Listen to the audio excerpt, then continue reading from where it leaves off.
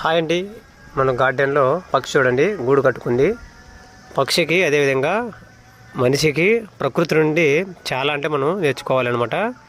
చూడండి, పక్షి గూడు గురించి ఒక వాక్యం చెప్తాను. పక్షి గూడు మనకి సహనం నేర్పుతుంది. ఒక చిన్న ఆకుతో కూడా సంతోషంగా జీవించవచ్చు అని. దీనికి అర్థము చాలామందికి తెలీదు. అర్థం చూడండి ఎలా ఉందో. పక్షులు తమ చిన్నపాటి గూడు కట్టుకోవడానికి చిన్న ఆకులు, కొమ్మలు, గడ్డి తుంటను ఉపయోగిస్తాయి. చాలామంది తెలిసే ఉంటుంది. అవి ఎంత చిన్నవైనా సరే సంతోషంగా అక్కడే జీవిస్తాయి అన్నమాట.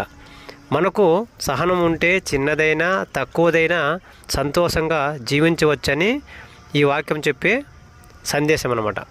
అంటే సహనం కలిగి ఉంటే కనీస వనరులతో కూడా మనము ఎంతో సంతోషంగా ఉండవచ్చని ఈ వాక్యం చెప్పే భావన.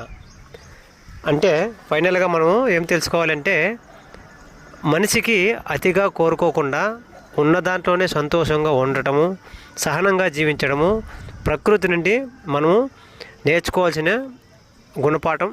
అంటే ప్రకృతి నుండి మనము చాలా నేర్చుకోవాలన్నమాట. చూడండి, ఈ పక్షి అనేది చూడండి, రెండు ఆకుల్ని ఎలా అల్లుకొని మనిషి కూడా చేయలేనటువంటి ఈ రెండు ఆకులకి మధ్యలో అది ఎలా నైపుణ్యంతో ఎలా పక్షి గూడు అనేది కట్టుకుందనమాట. మన గార్డెన్లో చూడండి, ఇది మన గార్డెన్లో చాలా అంటే చాలా పక్షులు వస్తుంటాయి.